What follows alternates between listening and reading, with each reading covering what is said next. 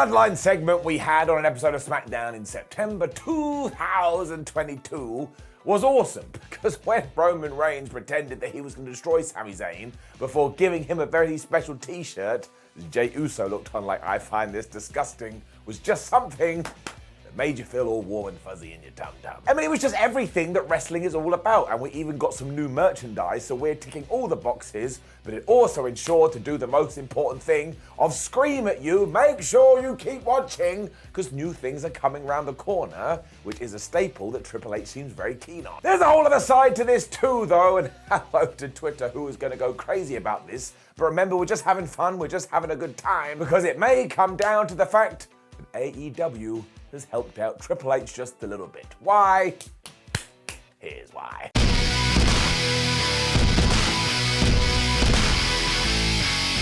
But just to go negative Nancy for one quick second, yes, the best ending to all of this between the Bloodline and Sami Zayn would be Roman Reigns and friends kicking Sam's ass before Zayn picks himself up and he beats Roman to become the WWE Champion or the WWE Universal Champion. I don't care. You pick whichever one you want.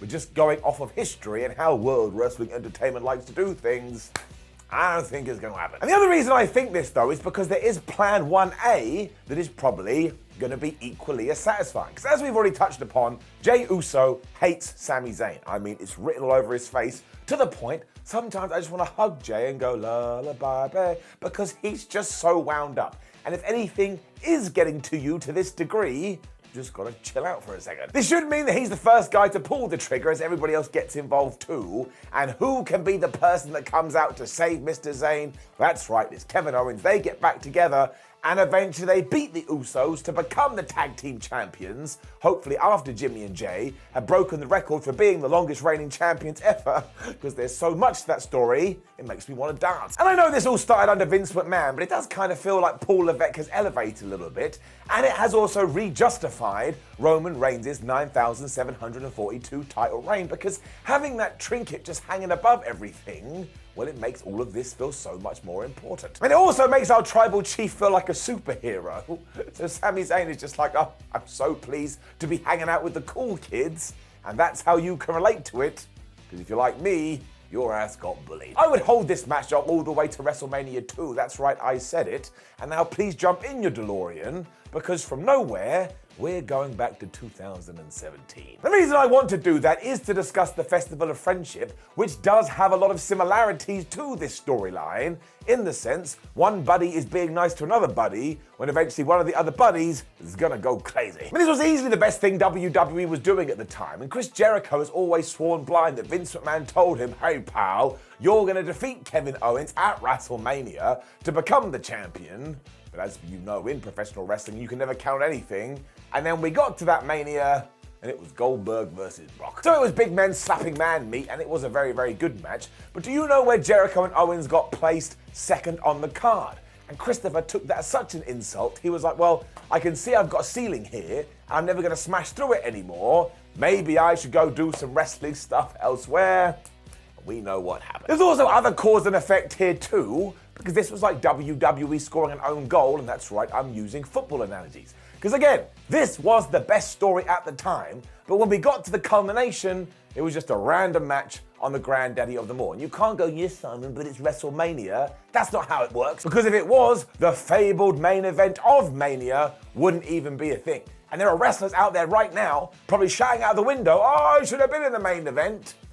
It goes to show that they care. So it meant when we got to the end chapter, it just ended on a little bit of a whimper rather than a huzzah. And if a book did that, you wouldn't let it get away with it. And there was even more here, because there's also footage of Kevin Owens getting backstage and saying to Vince McMahon, are we good? And McMahon looks at him and just says, no. Because in my version, Vince McMahon is French. We can then dive in deeper as well and go back to the Festival of Friendship, because during that Raw, Vincent Kennedy McMahon was not present for the evening, so Triple H was in charge.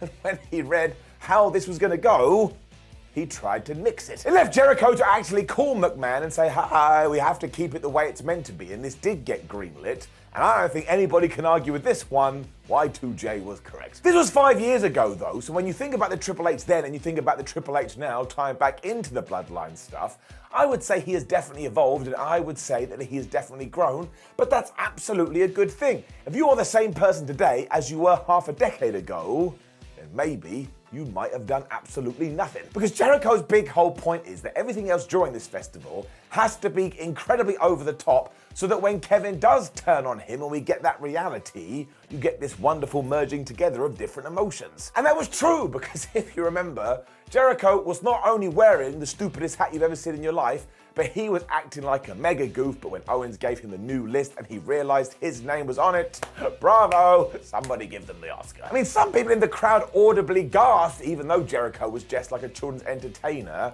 And don't tell me you can't see the similar threads here, because it's probably exactly what we're going to do with Sami Zayn. I mean, all Roman did was throw a shirt to him, and we reacted like it was hitting the home run in the World Series. But again, it's because we've emotionally connected, and now we're looking at Sami Zayn like he's our child or something, and another kid is picking on him. We don't know what to do. We also know that Roman is in full-on gaslighting mode, because again, he didn't go, oh, Sam, my boy, here's a lovely new t-shirt. His method was to pretend that he was going to beat the absolute shit out of him, so we, the audience, are already miles ahead when it comes to this narrative, but you still need it to happen.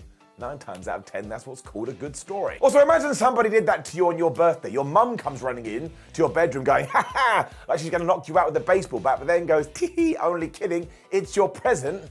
You'll be like, mother, I'd rather you never got me a gift again. So to tie into all that AEW stuff, you have to ask the question, would wrestling have gone back to long-form storytelling without some strict competition? Of course, it may have done, but I would have to say no. Because when you are the only game in town, you can just do whatever you want, which is what WWE did for 20 years. And when one thing doesn't work, you just pivot. You haven't got to worry about anybody else. And let's not pretend this is anything new, because the WWF did it with the Mega Powers and WWE did it with Batista and Triple H. But when you do pop across to All Elite Wrestling, it's quite clear that they're very keen on it. I mean, unsurprisingly, Chris Jericho has been involved in loads of these types of things. We've already discussed it. And you had CM Punk versus MJF, which could be the feud of the year. Plus there was Kenny Omega versus Hangman Page, which basically took about 3 years.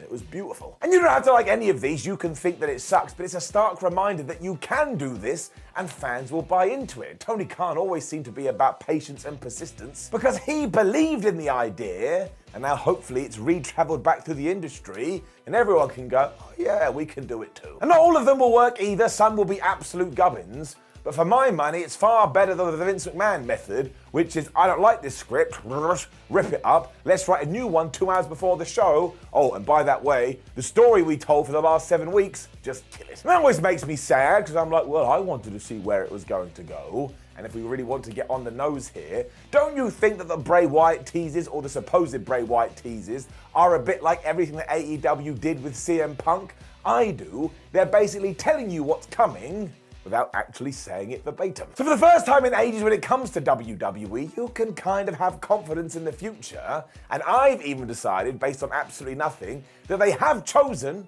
who is going to defeat Roman Reigns, probably in 2023. Now that can still change, but I like to think they actually have a plan. Just to reiterate, no, this wasn't a concept developed by WWE or AEW, but when it is executed correctly, it is wrestling at its finest, because you are trusting your audience. And I think everything with Sami Zayn is evidence of that. I mean, once more, we are still talking about a t-shirt. It has nothing to do with the garment. Nobody was like, oh my gosh, that's the greatest t-shirt I've ever seen in my life. It's because they care about all this, and more importantly, they want to see where it's going to go. And wrestling is a TV show at the end of the day. That's kind of all you ever have to do. So you see, this is why competition is best for business, because it makes everybody up their game.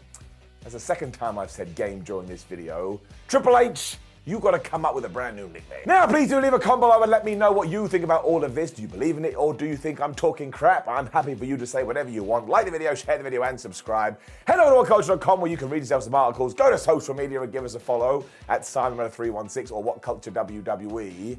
Let me just think about this for a second. Yes, we have lots of videos, some of which are on the screen right now. Why don't you click it and see what happens? My name is Simon What Culture. Bret Hart is the greatest wrestler ever. Don't know why I said that, but I am wearing his top today. Everyone always says, Simon, where did you get this t-shirt? Don't remember, it's really old.